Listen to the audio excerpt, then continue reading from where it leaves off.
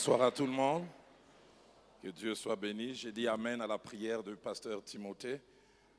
Et je rends grâce à Dieu qui nous a fait partir de Kinshasa jusqu'ici. Et sans plus tarder, j'aimerais nous amener dans les Saintes Écritures. Et je nous propose 4 textes à lire en introduction.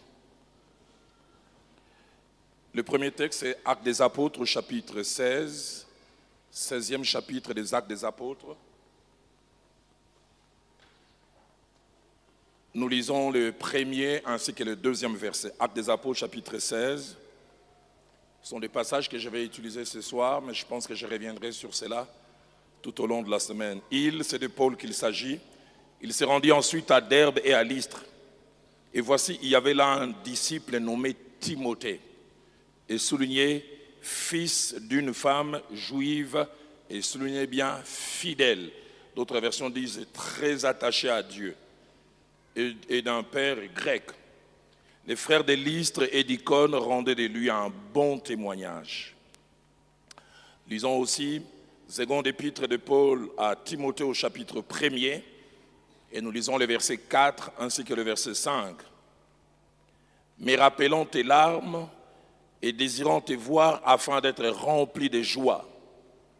Gardons les souvenirs de la foi sincère qui est en toi, qui habita d'abord dans ton aïeul Loïs et dans ta mère Eunice, et qui, j'en suis persuadé, habite aussi en toi. Avant-dernier passage, 2 Timothée au chapitre 3, lisons les versets 14 ainsi que les versets 15. Recommandation que Paul fait à son fils dans la foi. Toi, demeure dans les choses que tu as apprises et reconnues certaines, sachant de qui tu les as apprises. Et j'aime bien la manière dont il introduit le verset 15. Dès ton enfance, tu connais les saintes lettres. Timothée n'a pas connu ces choses en grandissant. Il les a connues très jeunes, qui peuvent te rendre sage à salut par la foi en Jésus-Christ. Et puis, nous allons dans l'Ancien Testament, nous lisons Jérémie au chapitre 35, nous lisons en 2 temps du 1er au 6e verset, et puis le verset 8. La parole fut adressée à Jérémie de la part de l'Éternel au temps de Joachim, fils de Josias, roi de Juda, en ces mots. Va à la maison des Récabites et parle-leur. Tu les conduiras à la maison de l'Éternel dans une des chambres et tu leur offriras du vin à boire. J'ai pris Jazania, fils de Jérémie, fils de Abazinia, ses frères et tous ses fils et toute la maison des Récabites.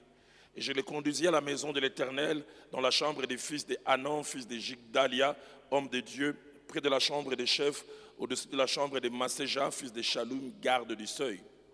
J'ai mis devant les fils de la maison des Récabites des coupes pleines de vin et des calices, et je leur dis, buvez du vin.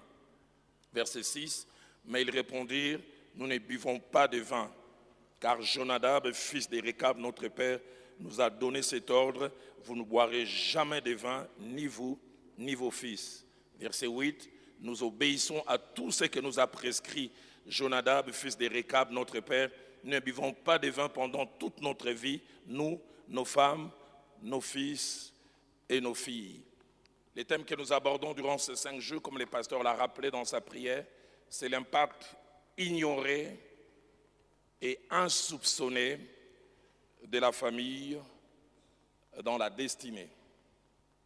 Des fois, nous n'avons aucune idée de ce que les cadres dans lesquels, premièrement, nous naissons, nous grandissons, nous vivons et faisons certaines expériences, combien ces cadres peuvent avoir un impact dans ce que nous sommes ou ce que nous serons dehors. J'aimerais déjà d'entrée dire, et je le répéterai tout au long de la semaine, la personne que l'on voit dehors n'est jamais une génération spontanée. C'est le fruit de ce que le cercle familial a fait de lui. Et quand je dis a fait de lui, j'en parlerai en progressant.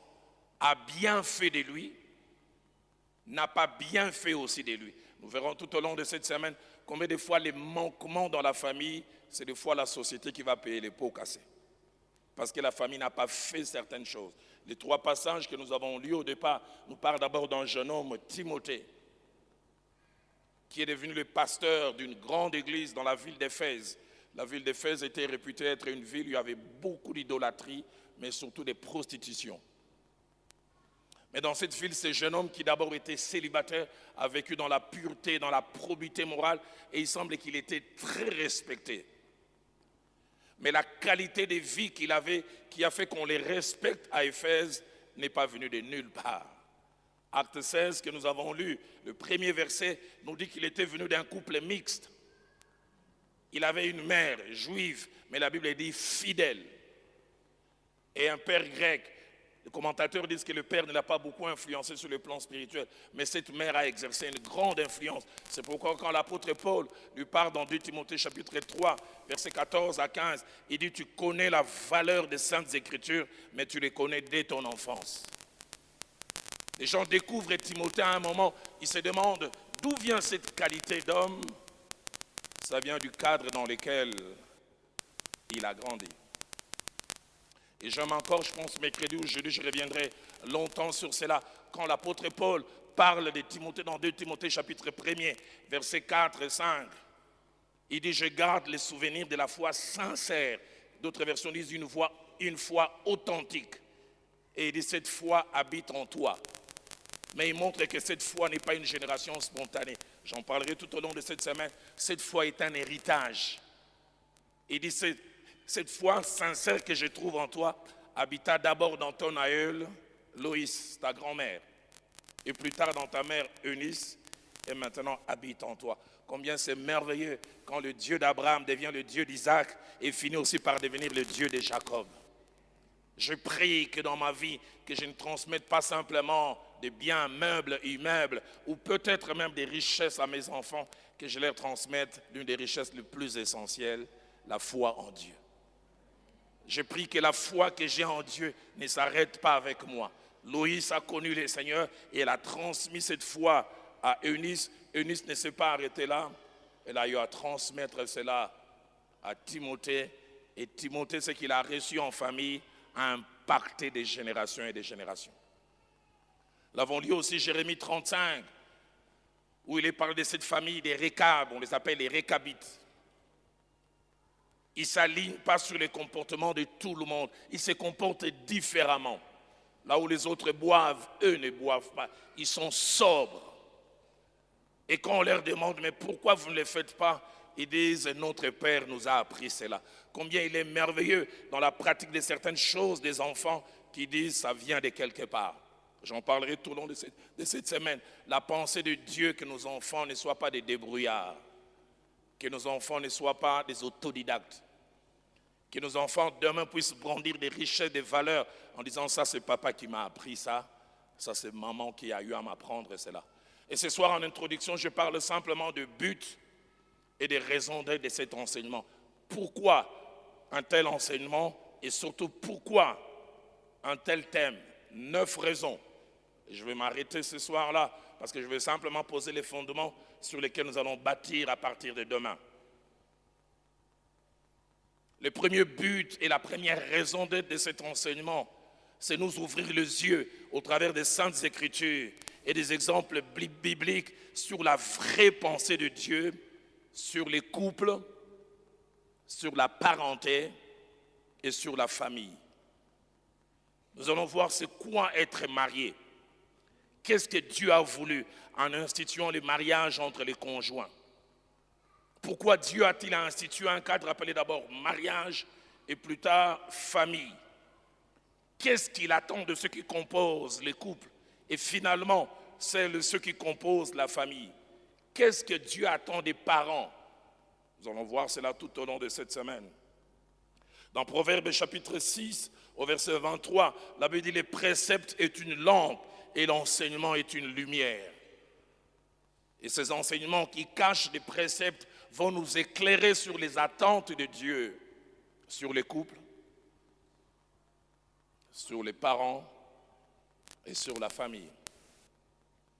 Deuxième objectif et deuxième raison de cet enseignement, c'est enlever, corriger, rectifier et ôter en gommant les mauvaises conceptions et les mauvaises perceptions du mariage, la vie en couple, mais aussi de la parenté. Le Seigneur parlant à son peuple dira « Mon peuple périt parce qu'il lui manque la connaissance. Là où il n'y a pas la connaissance, que dis-je, la vraie connaissance, il y a deux options possibles. Premièrement, là où il n'y a pas la connaissance, il y a l'abus ou la mauvaise utilisation. Si je ne sais pas les pourquoi d'un couteau, au lieu que je l'utilise pour couper la viande, je peux aller poignarder quelqu'un. C'est le même couteau, mais parce que je ne connais pas pourquoi on l'a voulu en premier, l'intention première en le créant, il peut y avoir abus ou mauvaise utilisation. Mais deuxièmement, là où il n'y a pas connaissance, il peut y avoir sous-utilisation. On utilise, mais en deçà. C'est pourquoi il est bon que nous puissions connaître la pensée de Dieu. Et cela va nous aider, comme je l'ai dit, à enlever, à corriger, à rectifier et à gommer les mauvaises perceptions. J'en parlerai peut-être plus en détail demain et mercredi. Pour certains, le mariage n'est qu'un cadre d'assouvir les passions sexuelles. En lisant la parole de Dieu, nous le verrons, ça va au-delà de la sexualité. Si les partenaires avec lesquels tu vis ne se limitent qu'à être un partenaire sexuel, tu es au niveau le plus bas du mariage. Il y a bien plus que cela que Dieu veut. C'est pourquoi l'apôtre Paul, parlant de la valeur et de l'importance des Saintes Écritures que nous allons utiliser pour montrer la pensée de Dieu, dira dans 2 Timothée chapitre 3 au verset 16, il dit « Toute écriture est inspirée de Dieu ». Derrière les Écritures, il y a les souffles de Dieu. Mais il ne s'arrête pas là. Il dit « Cette écriture est inspirée de Dieu, mais est utile ». C'est-à-dire apporte des bénéfices, enrichit. Et parmi les bénéfices ou les choses qui font que la parole de Dieu soit utile, il dit un, pour enseigner. D'autres versions disent donner des leçons et donner des connaissances. Deux, pour convaincre, amener des gens à des certitudes, à des convictions. Trois, pour corriger, faire prendre conscience de l'erreur ou de l'égarement, puis faire revenir sur le bon chemin. Et quatrièmement, il dit pour instruire, c'est-à-dire donner des directions, montrer aux gens vers où nous devons aller. J'aime ce que la version Tob dit. La version Tob dit, à la place d'enseigner, dit aussi enseigner, mais à la place de convaincre, il dit réfuter, mettre de côté ce qui n'est pas bon.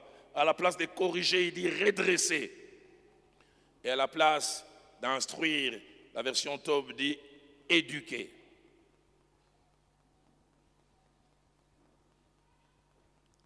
Combien il est important que nous nous laissons corriger par la parole de Dieu. Proverbe 10, verset 17 dit, celui qui se souvient de la correction prend les chemins de la vie. Et je prie qu'au travers de cet enseignement, que des corrections nous soient données et que nous puissions les accepter. Proverbe toujours, chapitre 12, au verset 1er ajoute, celui qui aime la correction aime la science. La version française courant dit, celui qui aime les reproches aime s'instruire. Si l'amour de la correction est une bonne chose, les refus de la correction peuvent être aussi fatal. Proverbe 15, au verset 32 dit, celui qui rejette la correction méprise son âme. Proverbe 13, au verset 18 ajoute, la pauvreté et la honte sont les partages de celui qui rejette la correction. Et j'aime encore Proverbe 29, au verset 1er qui dit, un homme qui mérite d'être repris et qui raidit les coups sera brisé subitement et sans remède. Troisième but et troisième objectif attaché à ce message, c'est montrer l'importance de l'hérédité. Je pense, Dieu voulant, jeudi ou vendredi, nous parlerons sur une réalité. Allez, j'utiliserai les termes le plus populaire qu'on utilise, les termes lien. Quelque chose qui attache les ascendants et les descendants. Parlerons de l'impact de l'hérédité. Et nous montrerons un certain nombre de choses. Premièrement, entre ascendants et descendants, on ne se transmet pas simplement des traits physiques. La plupart des fois, quand on regarde ma fille aînée, Madame Lombo Younis, plusieurs disent, oh, ça c'est Dalo féminin. Mon visage, mes traits, certains disent que même elle a des fois des tics comme moi. On peut voir tel enfant, on peut voir, ouf, ce nez vient de tel, cette bouche vient de tel. Mais je voudrais insister, les parents ne nous transmettent pas que les traits physiques. Deuxièmement, on peut voir, les parents peuvent nous transmettre des maladies. On parle des maladies héréditaires. Asthme qui remonte de génération en génération. Grand-mère était asthmatique. L'arrière-petit-enfant est asthmatique. Je parlais avec un homme, il dit, j'étais étonné. Ma fille vient de mettre au monde un garçon. Et je suis étonné, un problème de peau que mon père avait, qui n'est pas ressorti chez moi, mais je l'ai vu ressortir exactement chez mon petit-fils et au même endroit que c'était sorti chez mon père. Certains diront coïncidence. Mais troisièmement, nous verrons aussi que dans cet héritage que nous recevons des parents, nous recevons aussi des fois des comportements destructeurs. Papa était impudique, les enfants sont impudiques. Papa polygame, maman aussi polygame. Je revois encore ce jour, Philadelphie commence. Quelques mois après, un homme m'appelle au bureau en pleurs. Il pleurait, ça coulait des yeux, ça coulait des narines. Il disait, j'en ai assez. Il vivait avec sa femme, ça faisait 15 ans. Et il dit, j'en ai assez de vivre dans l'hypocrisie. J'ai dit, pourquoi? Il dit, ça fait 5 ans, j'ai eu 2 enfants hors mariage. Mon épouse ne sait pas, je cache cela. Mais j'aimerais le lui avouer. Et alors qu'il pleurait, alors qu'il me parlait, j'ai jamais oublié, il dit, heureusement que papa n'est plus vivant. J'ai dit, pourquoi? Il dit, nous sommes nés à 5. Les jours où j'ai découvert que papa a eu un enfant en dehors du mariage, comme j'étais l'enfant aîné, je suis allé les voir au bureau, j'ai crié sur lui. Je me souviens même avoir voulu les cogner, disait, tu n'arrives pas à gérer ton corps, tes instincts sexuels. Je l'ai traité de tout le long. Mais de lui, il n'en a eu qu'un. Moi, plus tard, j'en ai eu 2. Il dit, je pense que s'il était là, il allait me regarder. Il dit, tu as failli me cogner pour un. Toi, tu as fait monter ça aux racines carrées. Des fois, nous n'avons aucune idée que nous sommes attachés à des personnes qui peuvent nous communiquer des choses. Et des fois, ces choses peuvent être latentes à un moment et puis ressurgir à un autre moment.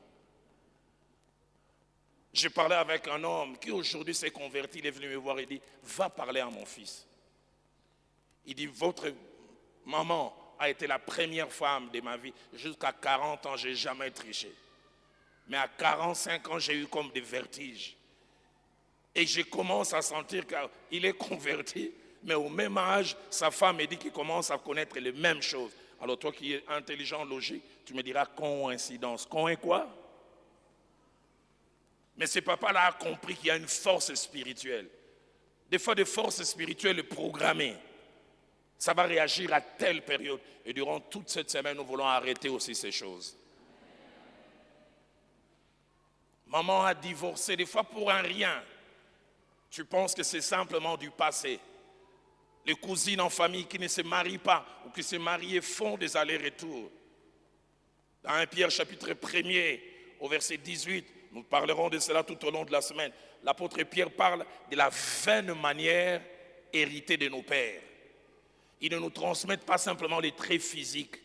Ils ne nous transmettent pas simplement l'éthique. Ils nous transmettent des mauvaises choses qui sont les leurs, de vaines manières héritées de nos pères. Nous verrons comment Abraham a menti.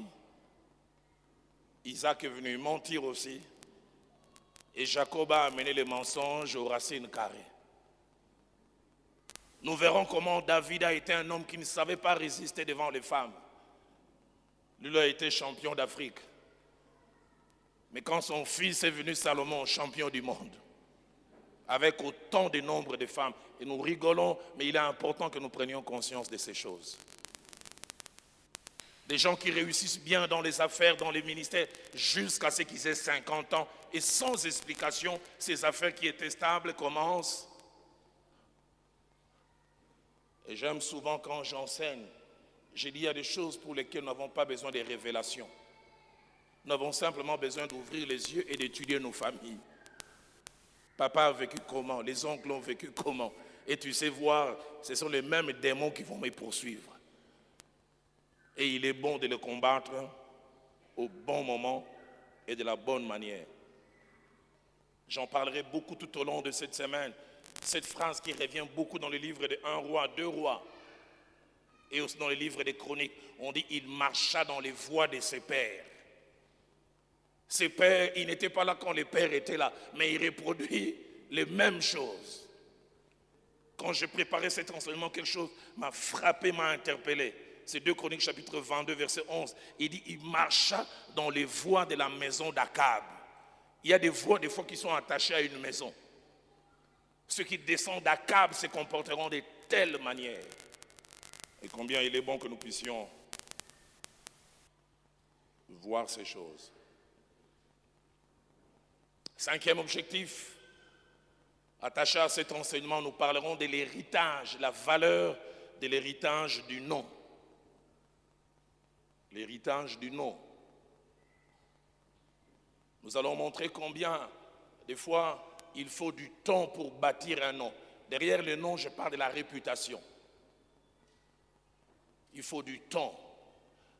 La plupart des fois, les enfants n'ont aucune idée. Ils sont contents qu'on l'appelle tel Mbengela. Et des fois, ça lui ouvre des portes. Mais il ne sait pas que pour que ce nom devienne crédible autant, quelqu'un a dû mener une vie. Quelqu'un a dû faire des sacrifices. Et nous montrerons combien il est important, ceux qui héritent d'un nom puissent savoir les maintenir. Combien de gens qui héritent d'un nom ne savent pas s'en servir. Je vais montrer comment les fils de Barzillai, à cause du nom de leur père, ils ont eu de portes ouvertes. David, avant de mourir, il fait signer un décret à Salomon. Il dit à ta table, il y aura toujours les fils de Barzillai parce qu'ils m'ont fait du bien. Eux n'ont rien fait. Ils viennent simplement profiter parce que quelqu'un a fait des choses. Le temps me manquerait encore de parler de Méphibosheth, qui n'a rien fait du bien à David. Mais quand David accède à la royauté, il fait revenir l'arche. Et l'une des premières décisions après qu'il ait fait revenir l'arche, il dit, y a-t-il quelqu'un de la maison de Saül pour que je lui fasse du bien? Il dit, à cause de Jonathan. Mais quand je parlerai aussi de l'héritage du nom, je parlerai aussi de l'héritage négatif. Parce qu'il arrive des fois on hérite d'un nom négatif, de quelqu'un qui a fait du mal. Supposons que tu es fils ou petit-fils d'Hitler. Est-ce que tu vas aller vraiment en Israël? Tu me dis, je m'appelle Jean-Jacques Hitler. Il y a des noms qui sont difficiles à porter. Mais je vis avec Dieu. On peut hériter un nom négatif et le changer en faire un nom positif. Un parent qui a eu à faire de mauvaises choses, on dit, moi je vais changer les contenus de ce nom.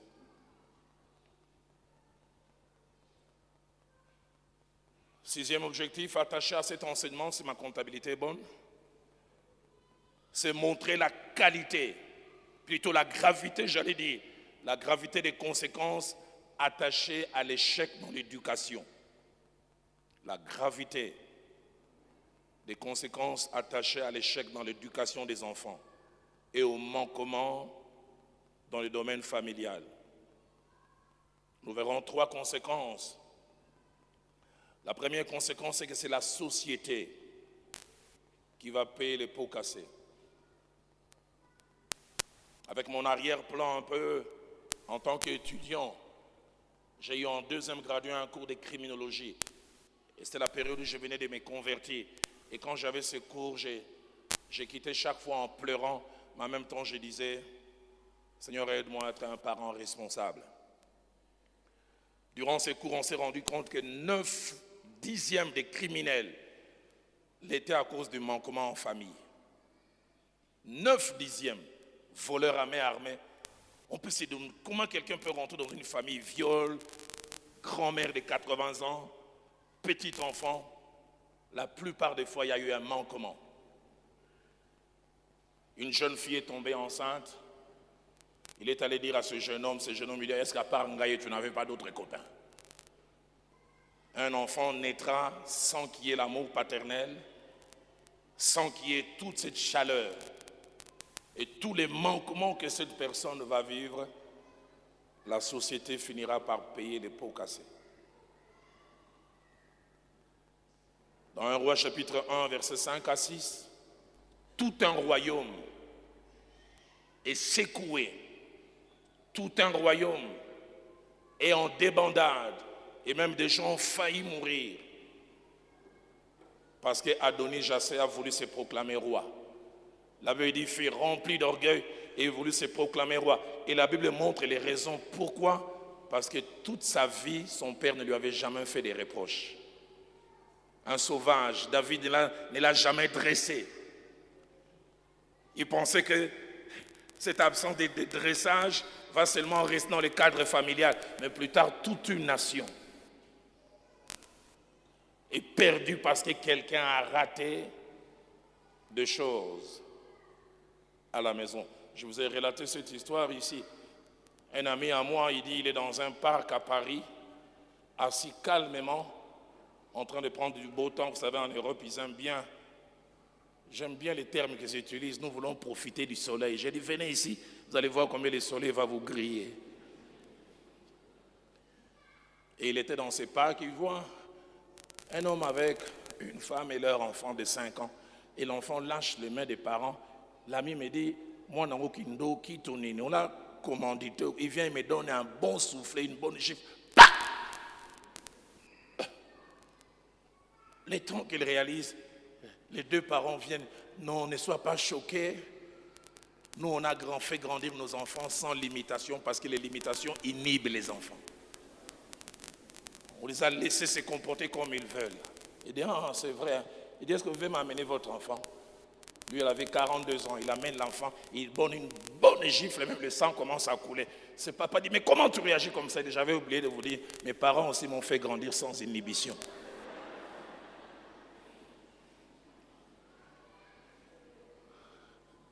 Des choses que vous ne faites pas à la maison, c'est la société qui paiera un pot cassé. Deuxième chose, quand il y a manquement à la maison, ce sont les parents qui payent les pots cassés. Nous donnerons plusieurs exemples où il est montré combien la douleur s'attache aux parents qui ont eu à manquer.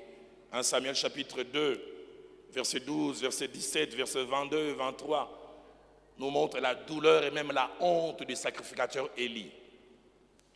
Parce que ces enfants sont sans morale, sans limite. Ils n'ont pas l'essence du sacré. La Bible dit même, ils couchent avec les femmes dans la tente d'assignation. Plus lui-même encore, le Père lui-même vient leur dire, j'attends de tout le peuple les mauvais propos vous concernant. Mais la cause, c'est que c'était un père laxiste. Les seigneurs les reprenant plus tard, il disait, tu as vu les mauvais comportements de tes enfants, mais tu ne les as jamais repris. Honte. J'ai un père de famille qui est mort le jour où son fils aîné a été montré à la télévision parmi les voleurs à main armée. Et vous savez, la RTNC à 20h, juste après les infos, on lui montre tenant un Kalachnikov. Il dit à peine les infos finies, il a reçu 140 coups de fil, les amis appellent. Et Jacques, est-ce que c'est que celui qu'on a vu là, c'est le petit? On en rigole. Mais ayez un enfant et voyez cet enfant dévié, vous allez ressentir quelque chose. Ma prière est que Dieu fasse de nous des parents heureux. Proverbe 17, verset 28 dit, le fils insensé fait les chagrins de son père et l'amertume de celle qui l'a enfanté. Mais troisième conséquence que nous verrons aussi, quand il y a manquement au niveau de l'éducation, l'enfant lui-même paye aussi les pots cassés. Et nous verrons combien certains enfants, il y a échec dans l'éducation, non pas forcément à cause des parents qui n'ont pas joué leur rôle, mais malgré le rôle que les parents ont eu à jouer. Septième objectif de cet enseignement, c'est nous montrer l'impact positif ou négatif qu'un conjoint ou une conjointe peut avoir dans la vie d'une personne. Et là, j'aimerais m'adresser aux jeunes gens. Le mariage va au-delà du sexe. La personne avec laquelle vous vous associez dans le mariage n'est et ne sera jamais neutre. Elle influencera votre vie positivement ou négativement. Genèse 2, 24, un passage sur lequel nous reviendrons. C'est pourquoi l'homme quittera son père et sa mère. Et là, il dit, s'attachera à sa femme. Et le 2, pas le 3, pas le 4, le 2 deviendront une seule chair. Français courant dit, deviendront un seul être. La version seconde 21 dit, ils ne feront que un. Nous verrons comment Adam a perdu les richesses de la présence de Dieu à cause de l'influence d'une femme. Du reste, même quand Dieu vient les questionner, à la limite même, on dirait qu'il en veut à Dieu. Il dit, la femme que tu m'as donnée, chassée du jardin d'Éden. On place des chérubins, il ne peut plus profiter de la présence de Dieu. Dieu lui avait dit, tu ne mangeras pas. Mais quand cette femme lui a dit, mange, il a mangé. Cette année, ça fera 30 ans que je suis marié avec Viviane. Votre conjoint, votre conjointe peut avoir une influence inimaginable. Dans 1 Roi chapitre 21, verset 25, la Bible parlant d'Akab. Akab est souvent présenté comme un roi mauvais, mais une bonne étude montre qu'il n'était pas si mauvais que ça. Il était plutôt faible de caractère. La preuve, un jour, cet homme qui était bon de cœur, il vient solliciter la vie de Naboth. Un roi, mais il passe par toute la méthode. Naboth, est-ce que je peux avoir la vie? Naboth refuse. Malgré l'impérium qu'il a, il retourne. Lisez le passage. Quand il retourne, sa femme le regarde et dit, yo, yoza wato wate. Est-ce que tu es un homme? Il lisait après toutes les initiatives de cette femme. Elle fait écrire de courrier et elle fait tuer quelqu'un. Akab était-il totalement d'accord? Peut-être non. Combien de fois au nom de la paix dans nos couples, nous laissons faire certaines choses? Et la Bible dit dans 1 Roi 21, verset 25, il n'y a eu personne qui se soit vendu comme Akab pour faire ce qui est mal aux yeux de l'Éternel. Et écoutez ce que ma Bible dit à la fin. Et Jézabel, sa femme, elle l'y excitait. Jézabel, sa femme, l'excitait à cela. La version française courant dit, il était poussé par sa femme. La version nouvelle Bible seconde, il dit, il était entraîné.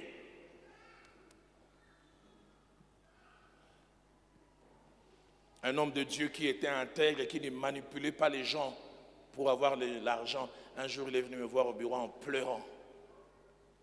Il dit, papa Dalo, j'arrive pas, je n'ai pas grandi dans ces choses, j'avais une éthique financière. Mais mon épouse, une vraie quinoise, elle est entrée dans la chambre. Elle a simplement levé la tête, elle m'a dit, Kingo, et là, tu as collier car on a noce de l'agneau. C'est qu'on va porter le collier seulement au noce de l'agneau au retour de Jésus. Si dans 3 mois, je ne porte pas tel collier, tu verras. Mais combien des hommes aussi influencent des femmes négativement? Nous verrons comment de jeunes filles au grand potentiel ministériel, au grand potentiel pour accomplir beaucoup de choses, passent à côté de leur destinée parce que simplement ils se sont attachés aux mauvaises personnes. Vous pouvez voir combien cette personne avant le mariage et après, 2 tableaux différents. Certains sont même détruits, certains sont quand même dans une forme de parking. Dans Ephésiens chapitre 5, versets 26 à 27, le Seigneur, au travers de la bouche de l'apôtre Paul, nous donnons la pensée de Dieu pour le mariage. Il dira, quand il y a mariage, ce que l'homme doit faire, il doit sanctifier, le Seigneur sanctifie l'Église par la parole, après l'avoir purifié par le baptême. Et j'aime bien le baptême d'eau, afin de la faire paraître devant lui, cette Église glorieuse, sans tache, ni ride, ni rien de semblable, mais sainte et irrépréhensible. J'aime bien, j'en parlerai tout au long de cette semaine, les parallélismes que le Seigneur met entre l'Église et le mariage. Quand j'ai voulu me marier, le pasteur Vernon m'a dit, Roland, Viviane ne doit pas être simplement un partenaire sexuel. Tu dois aider Viviane à accomplir la mission pour laquelle Dieu l'a envoyée sur terre. Combien de fois des hommes se marient à des femmes et ces femmes deviennent des pondeuses simplement. Tout ce qu'elles ont eu comme rêve, ambition, ça s'arrête à cause du mariage. C'est pourquoi j'aime souvent dire, s'il y a un homme que j'aime beaucoup féliciter, c'est le frère Christian. Lemba. Souvent, j'échange avec Christian et Laure Mbongo. Il dit, je savais que j'étais appelé au ministère et quand j'ai rencontré Laure, j'ai reconnu qu'elle avait quelque chose. Et Dieu m'a dit, au-delà d'être ta femme, la mère de tes enfants, aide ce potentiel qu'il y a en elle d'éclore. Et le plus étonnant, les deux sont mariés, font partie du même groupe, mais écoutez comment on appelle leur groupe musical, la Mano di Dio. Et on dit même la Mano di Dio de Laure Mbongo. Et le comble dans la Mano di Dio, qui est devant avec les micros, c'est Laure. Et Christian est derrière dans les corps, dans le cœur.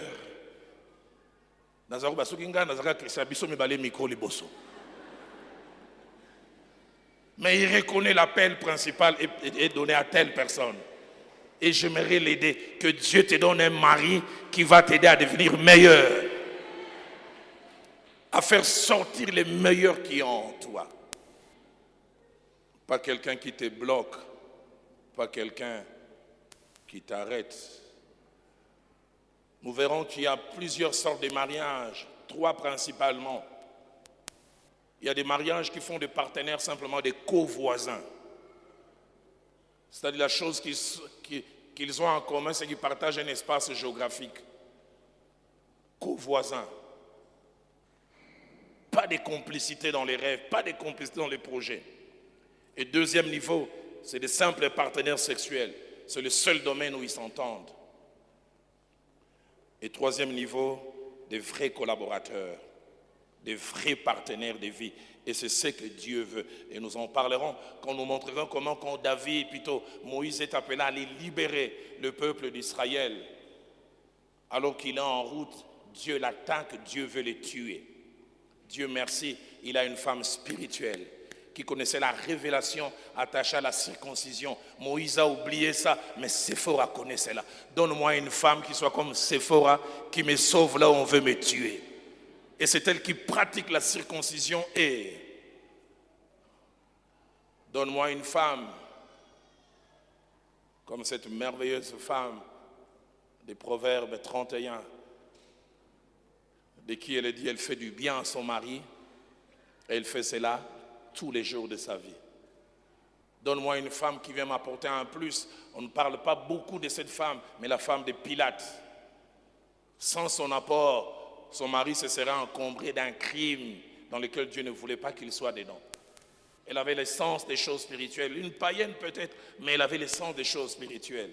Et ce que j'aime, c'est aussi la complicité qu'il y avait entre les couples. Quand vous lisez, Pilate est en train de faire le procès de Jésus, la direction va d'un certain côté, jusqu'à ce que la Bible dise, la femme de Pilate envoyant un message, était-ce par écrit ou par quelqu'un?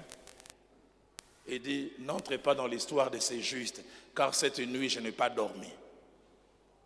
Et si vous lisez la suite, vous voyez comment tous les discours de Pilate changent. Aide-moi à dire à ton voisin, est-ce que tu écoutes ta femme?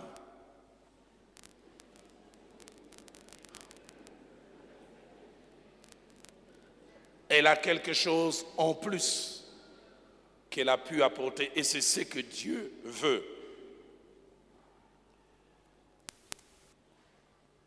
Ce qui compte, nous étions au 40e but objectif. 7e, 8e objectif et avant-dernier.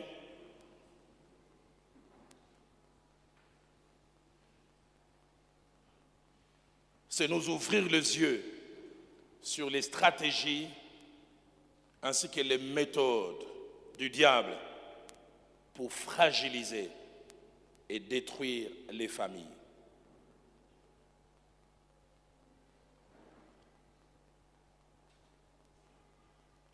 Et nous focaliserons, là je pense Dieu voulant vendredi, sur la réalité de la malédiction. Du reste, vendredi, Dieu m'a dit, parle de la malédiction et parle-en comme un destructeur silencieux des destinées. Nous montrerons combien de fois les parents posent certains actes et les répercussions se retrouvent chez les enfants. Et des fois, sans qu'il puisse y avoir un lien direct de cause à effet. Neuvième et dernier objectif, et c'est là où je vais m'arrêter ce soir, ça sera nous montrer la nécessité de faire ces trois choses pour vivre une destinée épanouie, mais partant aussi d'une vie de famille bonne. Et ces trois choses, la première, et je pense la plus importante, appartenir au Seigneur. Quand je dis appartenir au Seigneur, ce n'est pas seulement venir à l'église. Nous allons montrer combien le fait d'appartenir au Seigneur peut changer beaucoup de choses. Beaucoup de choses. L'une des plus belles choses qui me soit arrivée, c'est d'avoir dit oui à Jésus-Christ le 5 novembre 85 à 9 h. J'ai vu comment ça m'a enlevé de toutes les forces et de toutes les mauvaises choses attachées à mes aïeux. Si quelqu'un est en Christ, dit la Bible, il est une nouvelle créature. Les choses anciennes sont passées et voici toutes choses sont devenues nouvelles. Deuxième des choses, pour vivre une vie ou une destinée épanouie mais aussi attachée à la famille, c'est marcher dans la crainte de Dieu. Marcher dans la crainte de Dieu. Je montrerai tout au long de cette semaine la valeur d'une conversion. Un enfant qui s'est converti, un parent qui s'est converti, vous n'avez aucune idée. Dans Luc au chapitre 19 au verset 9, étonnant, ces Zachée qui avaient soif de Christ, une seule personne. C'est Zachée même qui est monté sur l'arbre pour voir Jésus. Mais quand Jésus l'a vu, il a dit, descends, car aujourd'hui le salut est entré dans ta maison. C'est une personne. En 1976, celle qui est ma mère a cessé d'être religieuse. Elle a pris la décision d'accepter Christ comme Seigneur et Sauveur. Ça a été le tournant de notre vie familiale. Une seule personne. On n'a aucune idée combien un seul qui s'est converti, qu'il y ait des choses qui peuvent se passer. Quand une conversion arrive, vous n'avez aucune idée. Des fois, vous arrêtez les cycles des polygames et vous inaugurez le cycle des monogames.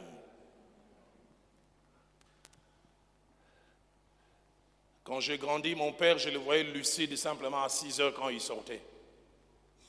Parce que chaque fois qu'il rentrait à 19 h, ivre, de lundi à samedi. Quand j'ai grandi ici, il y a des jours, j'ai dit, est-ce qu'il est permis aux enfants de cogner les parents? Parce que mon père, quand il rentrait ivre, c'est toujours moi l'aîné qui allait, Roland, viens ici. Puis, est-ce que je suis ivre? Qu'est-ce que tu vas lui dire? Non, papa, tu es bien. Est-ce que tel que je parle là, j'ai dit des choses cohérentes? J'ai dit oui. Dans mon cœur, j'ai dit, possède un bétail.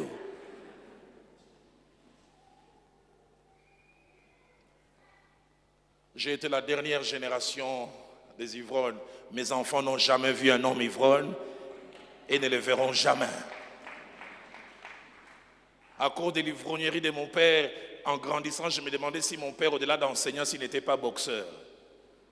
Il cognait ma mère terriblement. Combien de fois n'ai-je pas été l'arbitre? Je me souviens un jour, papa a cogné maman. Maman, la blouse est déchirée en partie et courut dans notre chambre. Elle est entrée ensanglantée. Et papa voulait rentrer, je suis sorti. Papa me dit, Roland, tu veux te battre avec moi? Je disais rien, mais dans mon cœur, je dis oui, on est la ligne. J'avais presque mes poings comme ça. Mais mes enfants n'ont jamais vu de telles scènes. Ne les verront jamais. Nous parlerons tout au long de cette semaine la valeur d'une conversion et surtout la valeur de la crainte de Dieu. J'aimerais que tu saches, tu n'en as aucune idée, tu es en train d'inaugurer une nouvelle ère. Abraham a grandi dans l'idolâtrie, en pays dur, en Chaldée, en disant oui au Dieu de la Bible. Il ne savait pas qu'il a arrêté de l'idolâtrie. Il est en train d'inaugurer une nouvelle race, Israël, qui laissera les traces dans l'histoire de l'humanité. J'ai pris que quelqu'un non seulement accepte Christ comme Seigneur et Sauveur, mais marche dans la crainte de Dieu. Et je bénis Dieu que vous fassiez partie d'une église où la crainte de Dieu est suffisamment enseignée.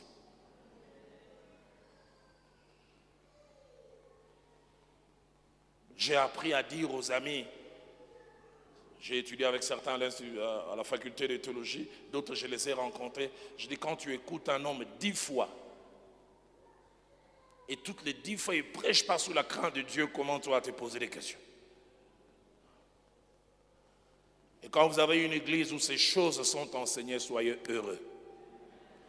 Soyez heureux.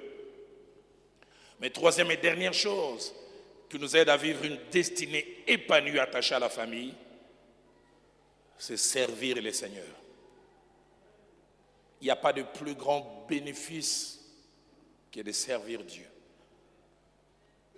À la fin de cet enseignement, j'encouragerai les hommes et les femmes qui sont seulement des adhérents à l'église, des venants à l'église, de servir Dieu.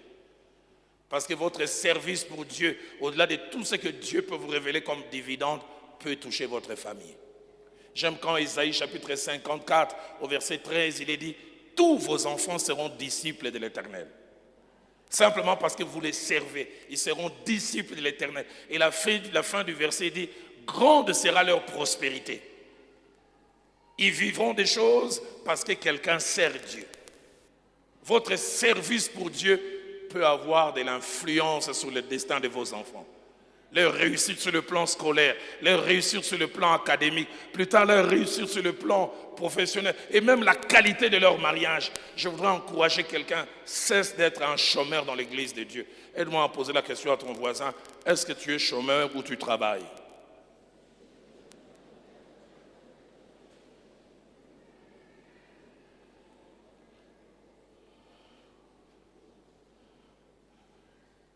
Ce soir, en terminant, je voudrais lire un passage qui me fait énormément du bien. Est-ce qu'on peut se lever tous? Et je voudrais qu'on les lise à haute voix. Les psaumes 128.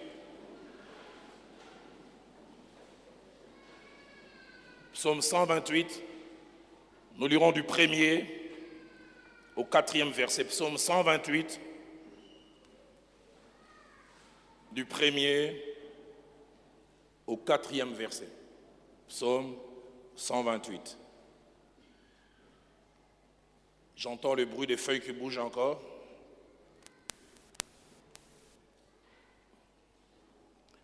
Il est possible que nous ayons des versions différentes, les semeurs, français courant ou Louis II. Mais n'empêche, à l'unisson, nous allons lire. À 3, nous y allons. 1, 2, 3. Heureux tout homme qui craint l'Éternel, qui marche dans ses voies. Tu jouis alors du travail de tes mains. Tu es heureux, tu prospères. Ta femme est comme une vigne féconde dans l'intérieur de ta maison. Tes fils sont comme des plants d'olivier autour de ta table. Et j'aime le verset 4. C'est ainsi que béni l'homme qui craint l'Éternel.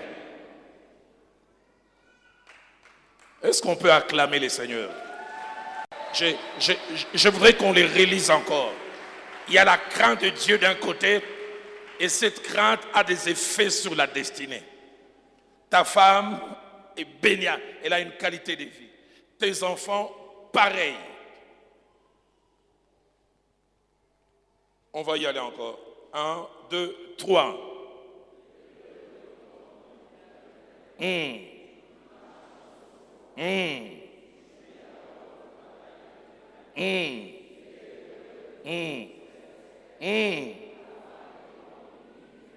Amen.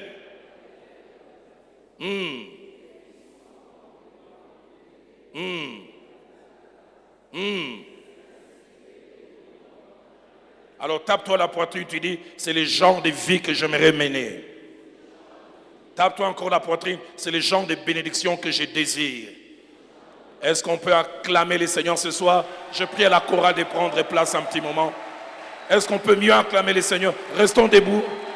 Restons debout. Restons debout. J'aimerais qu'on acclame encore le Seigneur.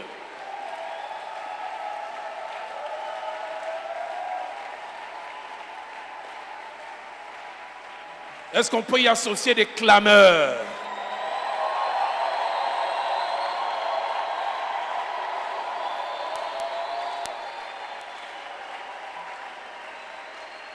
Est-ce qu'on peut y associer des cris de joie?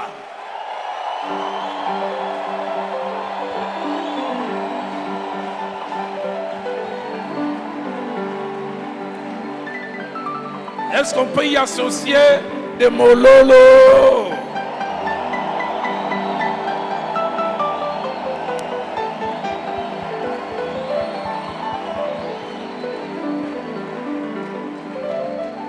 Je me suis réveillé ce matin avec ces merveilleux refrains du pasteur Atoms et nous allons simplement chanter les refrains. Emmanuel est là, il est là parmi nous. Simplement les refrains. Emmanuel est là, ici, présent, avec. Emmanuel est là. Est-ce que tu peux le déclarer?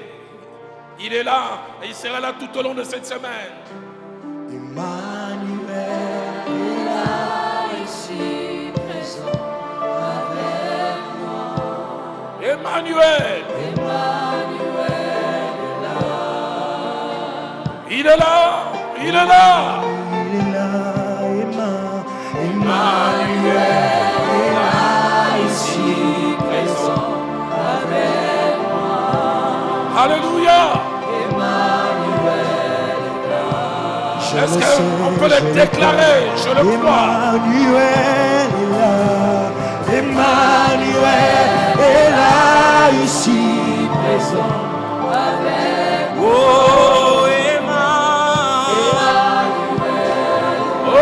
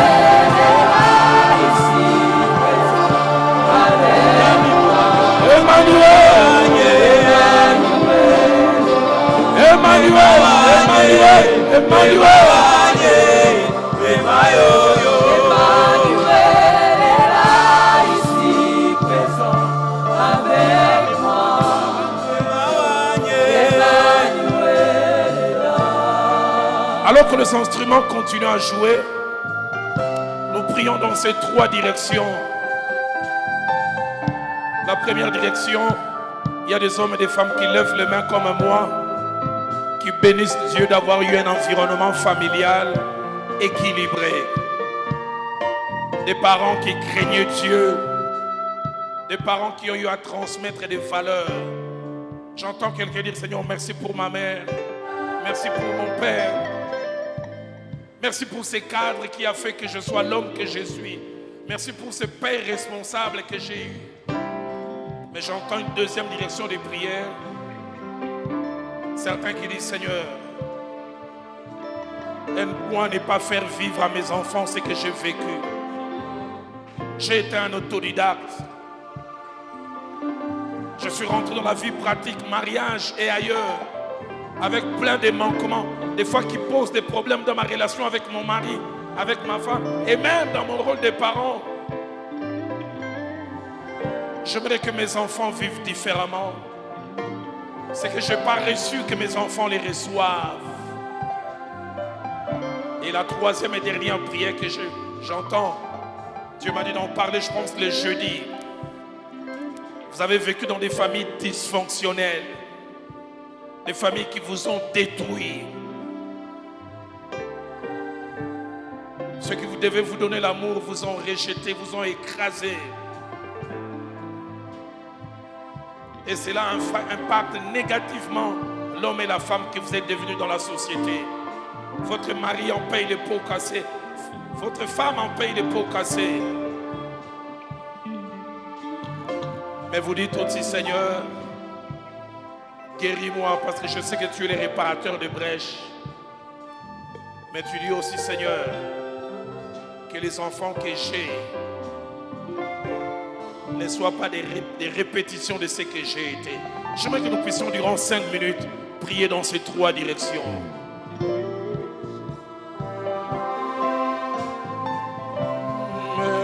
Mais là, ici, présent avec Emmanuel. Il est là, et il entend ta prière.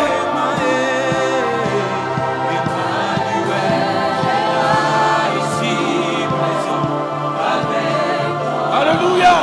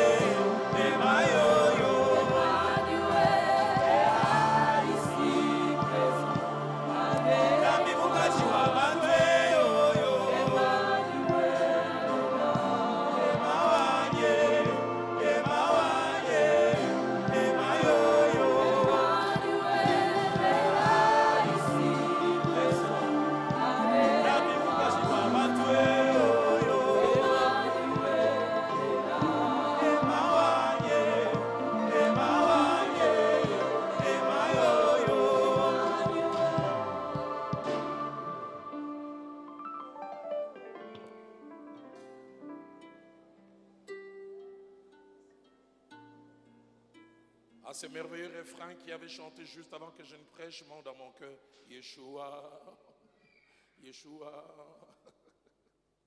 Yeshua.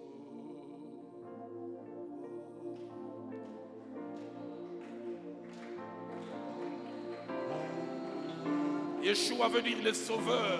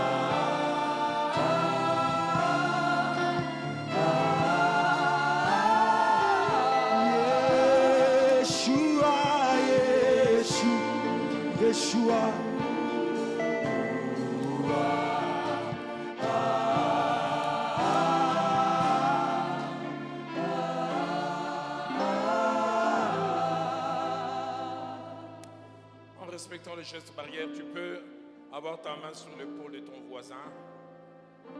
Depuis tous ces jours, quand j'ai prié, Dieu me mettait à cœur ces trois pensées. Que Dieu fasse de nos familles des usines qui fabriquent des champions. Que Dieu fasse de nos familles des usines qui fabriquent des champions.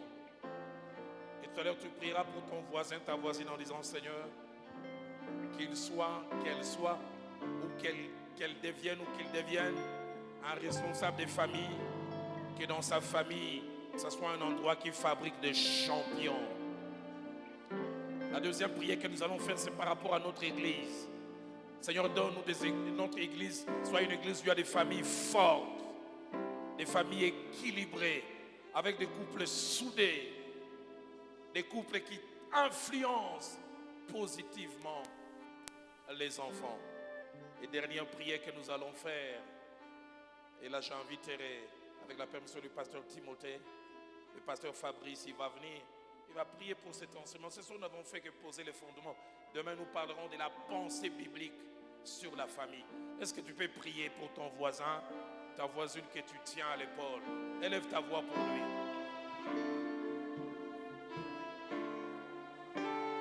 Qu'il ou qu'elle fonde une famille qui soit une usine qui fabrique des champions. Champions pour Dieu, champions pour notre nation, champions pour l'Église.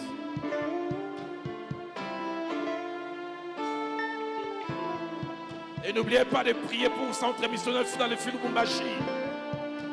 Que cette Église ait des familles fortes, des familles équilibrées,